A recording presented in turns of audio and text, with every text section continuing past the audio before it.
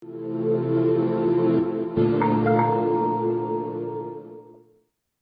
teman-teman, perkenalkan, aku Valencia Tanaka dari Sistem Informasi Universitas Multimedia Nusantara Angkatan 2021. Nah, di sini aku merupakan salah satu host dari ES Tech Talk. Pada hari ini, kita kedatangan tamu spesial nih, ada Pak Budianto yang akan membahas seputar mobile cyber security. Oh, boleh Pak, langsung dilanjut aja Pak. Perkenalkan diri terlebih dahulu Pak. Baik, selamat malam semuanya. Ya, perkenalkan, nama saya Budianto, Eskom MM. Ya, hari ini saya berada bersama teman-teman Universitas Multimedia Nusantara. Di sini saya akan membawakan men-share atau membawakan topik mobile cyber security. Oke, sebelum saya masuk ke topik, saya ingin men-share juga pengalaman saya di area mobility. Ya, jadi saat ini saya bekerja di SOTI Incorporation, ya perusahaan yang bergerak di solusi inovasi untuk mobility sendiri, ya yang berkantor pusat di Kanada. Jadi uh, uh, saya tugas saya hanya di area di Indonesia. Ya, sebelumnya ya ini cukup lama, selama 7 tahun saya bekerja di Samsung R&D Indonesia sebagai technical account manager. Ya, di sini saya membantu Samsung R&D Indonesia untuk mensupport dan memasarkan produk security yang ada di dalam device Samsung. Ya, jadi di sini area saya itu bukan hanya di Indonesia, saya juga mensupport seluruh Southeast Asia kecuali Filipina, dan juga sampai ke Hong Kong, Taiwan, dan Jepang, yaitu area coverage saya. Ya, dan sebelumnya saya bekerja di IBM Indonesia sebagai Channel Account Manager. Nah, di sini saya membawa semua produk-produk IBM, ya khususnya software, ya di mana beberapa solusi yang ditawarkan oleh IBM itu merupakan solusi mobility. Sebelum saya mulai membahas detail, sebenarnya kita membahas dulu apa itu cyber security, basic ya.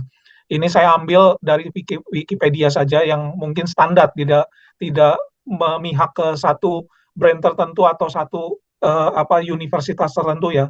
Jadi di sini menurut Wikipedia bahwa cyber security atau bisa dibilang dengan information technology security itu merupakan bagaimana kita memproteksi komputer sistem kita yang terkoneksi ke network, ya. Kemudian kita bisa mencegah dari serangan-serangan yang terjadi ya, dari serangan orang yang tidak bertanggung jawab, dari serangan orang-orang yang tidak punya hak untuk mengakses satu informasi, atau mungkin kita memproteksi dari kehilangan data kita ya, pencurian data, dan bagaimana kita memproteksi hardware dan software supaya tidak bisa mendapatkan serangan dari cyber gitu secara remote ya. Kemudian juga kita memproteksi data ya supaya tidak rusak, tidak dicuri gitu.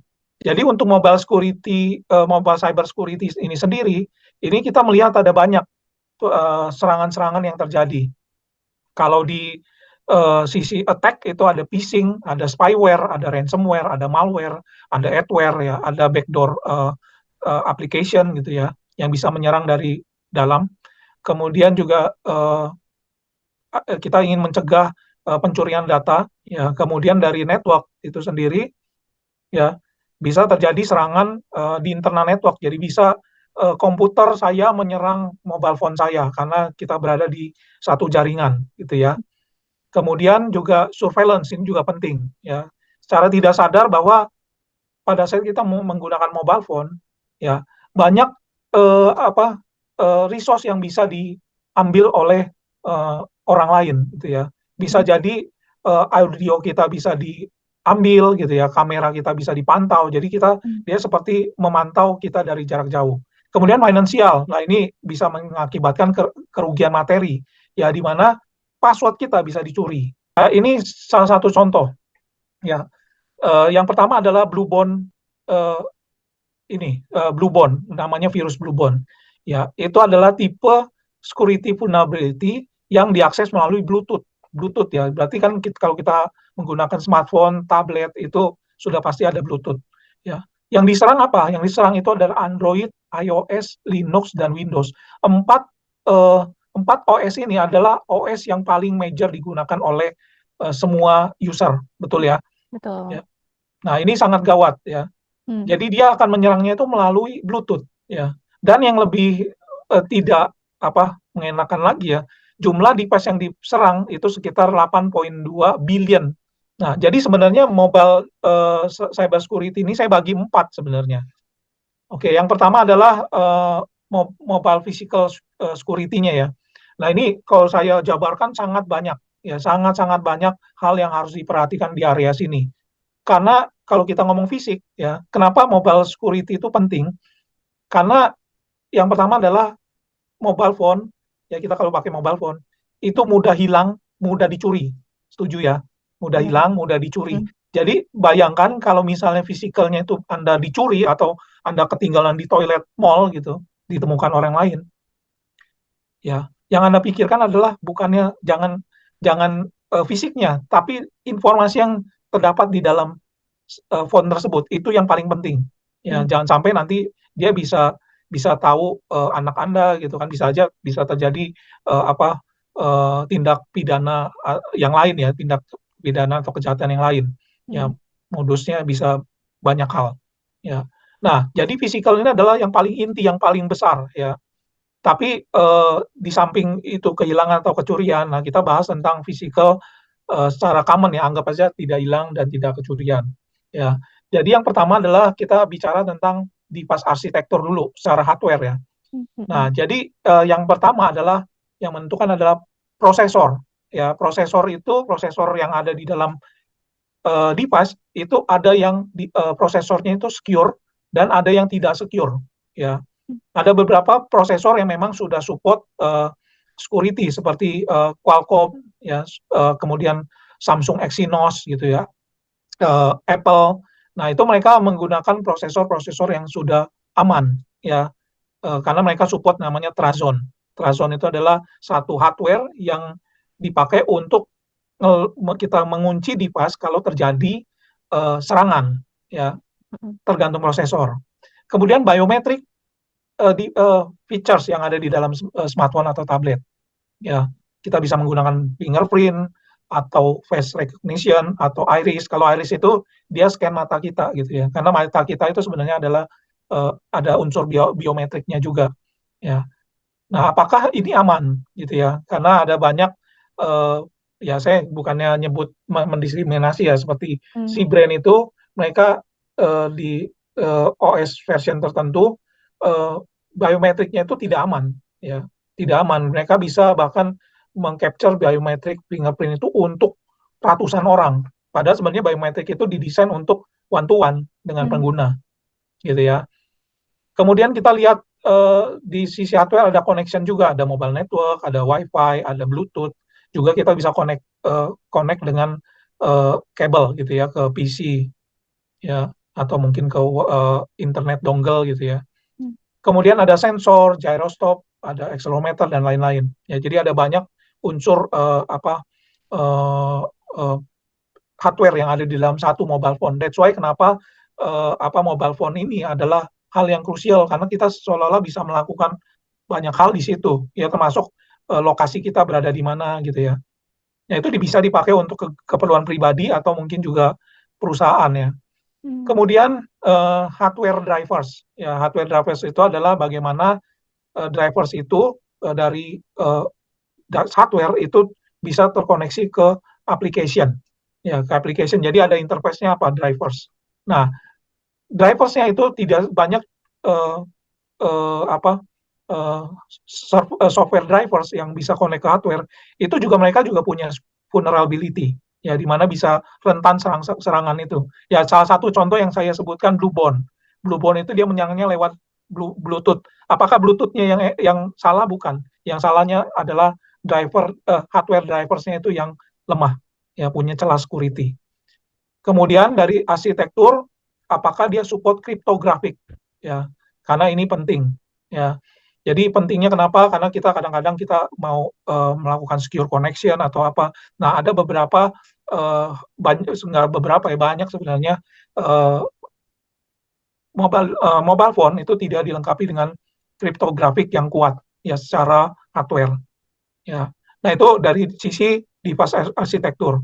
Kedua adalah operating system, ini yang menjadi kunci karena dia akan terhubung dengan application, dengan hardware, dengan connection dan lain-lain. Ya, ini sangat krusial. Yang pertama adalah version. Ya, apakah version yang dipakai itu adalah version yang terbaru? Ya, karena setiap kali OS itu mengeluarkan version baru atau version update, itu dia akan bukan hanya membawa bug fix terhadap sesuatu, tapi dia juga menambal celah keamanan. Jadi lebih baru, lebih bagus. Ya. Kemudian ini juga sangat penting, ya security uh, yang paling basic, ya yang celahnya yang paling besar adalah device itu apakah di root ataukah di jailbreak. Ya, karena sebenarnya begitu di jailbreak atau di root itu kalau saya boleh bilang itu zero security, ya karena bisa diakses ke semuanya. Ya. Kemudian device itu GMS atau non GMS, karena kalau sekarang sih itu sudah tidak masalah ya karena device di Indonesia kebanyakan sudah TKDN, ya karena sudah TKDN artinya mereka lebih banyak menggunakan device yang GMS, yaitu Google Managed Service. Nah, ciri-cirinya apa? Jadi kalau teman-teman beli handphone baru, smartphone baru, dilihat di dalamnya apakah ada Google Play Store. Kalau ada Google Play Store itu artinya device GMS. Ya, kenapa itu menjadi penting? Karena kalau sudah ada GMS, berarti device tersebut sudah disertifikat oleh Google, artinya aman. Ya, karena Google itu sendiri mereka punya apa? Punya robot gitu kita bisa bilang robot yang akan men-scan semua apa uh, uh, versi OS itu di tag apakah ada celah security. Kalau tidak ada dia akan reject. Ya, jadi di sana GMS atau non GMS. Kemudian konsep application sandboxing. Ya, mungkin teman-teman bilang, oh Apple itu aman, ya paling aman. Memang betul. Ya, kalau saya bilang paling aman dari sisi application karena Apple itu menerapkan namanya application sandboxing. Jadi application itu punya areanya sendiri, gitu ya, punya kontainer sendiri setiap aplikasi.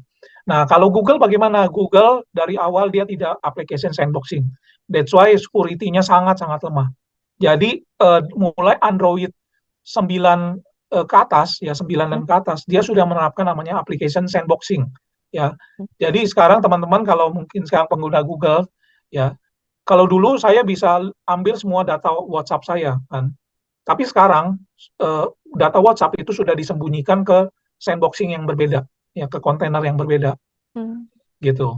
Ya, tapi kalau teman-teman, oh ya, kayak kita bisa akses itu loh, bisa akses galeri mana? Ya iya, karena itu sudah diperbolehkan oleh Google, ya sudah di allow, gitu ya. Oke, yang berikutnya adalah uh, bloatware. Nah, bloatware ini penting teman-teman. Ya, bloatware adalah aplikasi yang sudah ada di dalam device pada saat kita beli, ya, yang tidak berhubungan dengan sama sekali dengan si Android-nya gitu loh. Salah satu contoh pernah teman-teman beli device, ya, terus ada aplikasi Facebook, sudah ada Pak. aplikasi WhatsApp. Nah itu namanya bloatware. Ya. Tapi pernah nggak teman-teman beli si brand, ya, si brand perangkat si brand, nanti teman-teman lihat ada aplikasi Babe, ada Tokopedia gitu ya, ada Lazada gitu ya. Nah itu juga bloatware. Tapi kita mesti hati-hati, takutnya aplikasinya itu resmi atau tidak, kita tidak tahu. Ya, itu bloatware. Kemudian ini saya masukkan ke kategori operating system karena itu sudah bawaan ya. Kemudian ada juga namanya Android Enterprise atau Apple Configurator untuk corporate use. Ya, jadi kita ngomong mobile security tidak cuma untuk keperluan personal, keperluan saya sendiri gitu ya. Tapi ada beberapa perusahaan yang menggunakan mobile device untuk operasional sehari-hari. Ya. Nah, di situ peranan dari si Android Enterprise dan Apple Configurator di mana kita bisa memberikan policy yang ada yang digunakan oleh perusahaan. Nanti saya kasih contoh. Ya, kemudian built-in security, ya. Jadi masing-masing brand itu punya, ya. Nah, kalau saya contohkan built-in security itu adalah Samsung Knox. Ya, Samsung Knox itu adalah salah satu fitur security yang dijamin oleh si Samsung gitu. Itu salah satunya. Ya.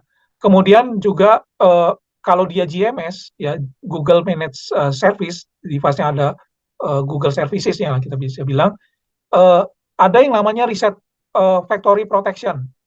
Ya di Apple juga ada. Jadi apa itu reset factory protection?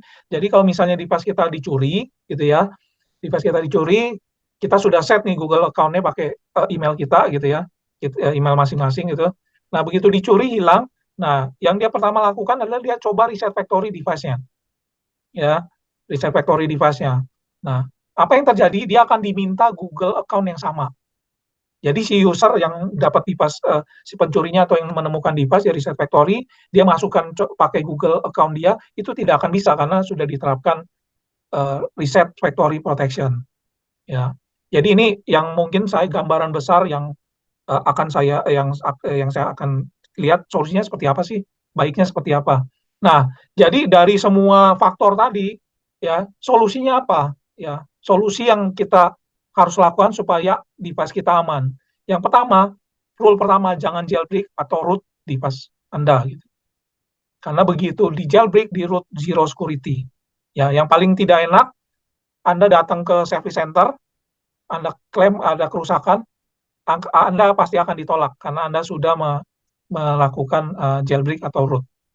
Yaitu problemnya. Yang kedua adalah update OS Anda atau firmware-nya itu secara periodically. Kalau bisa dicek sebulan sekali gitu ya, cek apakah ada update software. Karena yang tadi seperti saya bilang, setiap new OS version itu ada security update, itu sangat penting. Ya, yang ketiga, pilihlah smartphone merek smartphone yang sering memberikan OS update gitu. Ya, jadi mungkin saya pernah pakai juga, saya pernah pakai Realme. Ya, begitu saya pakai, OS update-nya berapa lama? 6 bulan sekali, setahun sekali. Padahal Google ya itu memberikan OS security update setiap sebulan sekali. Jadi saya dirapel tuh 6 bulan gitu. Saya bukan melihat mereknya ya. Ini berlaku untuk semua merek, tapi carilah smartphone yang sering memberikan OS update. Kalau bisa lama gitu lah, kayak Google seperti Apple itu kasih OS update bisa 5-6 tahun gitu. Samsung 4 tahun atau 5 tahun. Gitu. Cari yang seperti itu. Ya, ini saya nggak ngomong merek, tapi kalau Anda mungkin pengguna Oppo, Vivo, Xiaomi, kalau memang bisa memberikan OS update yang reguler sebulan sekali, pilih itu. Ya, yang berikutnya, sebaiknya Anda jangan beli device yang model lama, misalnya tahun lalu, 2 tahun lalu masih ada yang jual di online store gitu ya. Jangan beli yang itu, karena begitu Anda belinya device yang 2 tahun lalu, artinya Anda punya security update sudah terpotong 2 tahun misalnya. Ya, jadi kalau bisa keluar model baru Anda langsung beli. Ya, karena Anda mendapatkan OS yang terbaru dan umur OS-nya masih panjang. Ya, setuju ya. Kemudian eh, cek official firmware karena ada beberapa brand yang begitu datang dia tidak dengan official firmware. Banyak bloatware-nya gitu. Jadi begitu buka saya pernah beli satu brand itu banyak sekali bloatware yang dimasukkan ke situ gitu. Ya, itu saya sarankan dicek ya, tidak mesti ini tidak harus ini opsional, tapi sebaiknya yang memiliki bloatware rendah ya. Kemudian pilih yang GMS karena begitu GMS ya itu pasti disertifikat oleh Google ya, jadi Anda nggak usah terlalu khawatir. Kemudian pilih yang punya strong security seperti Samsung Knox ya. Kemudian protect device dengan device security. Contohnya strong password plus biometric jauh lebih bagus. Ya karena kalau Anda menggunakan dua faktor ini setidaknya Anda memproteksi device Anda dari pencurian data. Jadi begitu hilang, nah begitu dia coba buka ternyata device-nya di lock ya. Nah, begitu dia coba unlock itu tidak bisa karena dia tidak punya otorisasi di situ. Ya. Kemudian uh, uh, coba Anda biasakan untuk melakukan turn off sensor kalau tidak dipakai.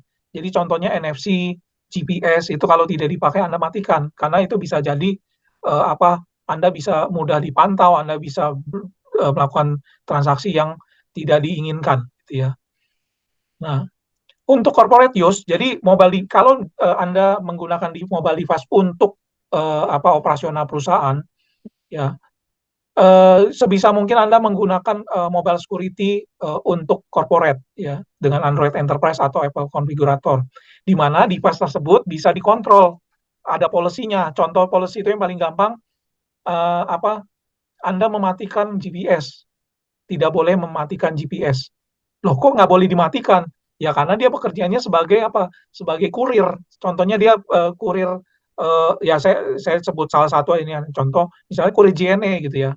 Dia menggunakan itu untuk mengantar barang ke pengiriman ke rumah-rumah gitu ya, paket. Ya, pengiriman paket. Nah, di situ dia memang harus di-track posisi dia itu sekarang ada di mana. Jadi policy contohnya GPS tidak boleh dimatikan, itu bisa di-apply. Ya, tapi ini tidak berlaku untuk yang personal ya. Personal itu beda hal. Mungkin Oke. aku mau nanya sih, Pak, Ya, untuk yang jailbreak atau root itu apa, Pak? Kayak contohnya itu gimana sih? Soalnya agak asing gitu kan kalau yang oke. jarang dengar. Oke. Jailbreak atau root adalah aktivitas di mana kita menginstall Hmm. firmware yang tidak official. Ah. Di situ kita bisa melakukan banyak hal. Jadi Mhm. kita mau mematikan service-service yang kita tidak mau gitu ya. Terus kita bisa melakukan something hacking ke dalam device gitu. Sebenarnya kalau untuk orang yang IT freak gitu ya, ini menyenangkan sih. Hmm. Betul, ini menyenangkan gitu karena dia bisa melakukan banyak hal. Tapi ya Eksperimen security ya. betul. Betul. Jadi Anda bisa melakukan apa aja. Contoh seperti yang di Apple lah ya. Anda Hmm. lihat harga aplikasi di Apple itu kalau Anda mau install, Anda harus beli harganya 100.000, Hmm. ya kan? Nah, kalau sudah di jailbreak, di pas itu Anda bisa install aplikasi itu, tinggal download di internet saja. Install aplikasi itu. Nah, artinya mereka kalau di jailbreak, ya mereka nggak punya cost apapun gitu, tinggal mau aplikasi apa, tinggal cari, download, install, selesai. Gitu. Tapi banyak yang dikorbankan security, kemudian speed gitu ya. Nah, Oke. seperti itu. Jadi contohnya, nah eh, kalau teman-teman ada bilang ya Apple paling aman, ya kita ngelihat dari banyak hal ya. Salah satu contoh adalah di Apple kalau kita jailbreak itu begitu berhasil di jailbreak itu semua informasi kita bisa ambil, nggak ada kecuali. Tapi kalau di Android Hmm. begitu kita root tidak semua informasi kita bisa ambil, ya karena arsitekturnya sudah diperbaharui oleh Google gitu. Ya aman lah ya. Ya aman. Jadi kita Hmm. nggak sarankan jailbreak atau root. Kalau Anda concern dengan security, jangan melakukan itu. Itu yang paling paling basic. Oke, oke. Boleh dilanjut lagi, Pak, Oke, pembahasan baik. menariknya. Ya, yang pertama adalah kita menjalankan mobile application, tentu ya. Kita Hmm. mau jalankan aplikasi sosial media, office application, gitu, dan lain-lain. Ya, jadi di sini mobile store application itu bukan hanya Google Play Store kalau di Android. Ya, Hmm. ada namanya APK Pure, ada APK Mirror. Nah, itu adalah App Store yang tidak resmi. Ya, kalau misalnya di eh, Apple itu ada namanya eh, IPA Spot, ya, di mana kita bisa download file-file aplikasi-aplikasi di App Store-nya Apple itu di situ gitu. Hmm. Ya, Itu diaksesnya dari website ini.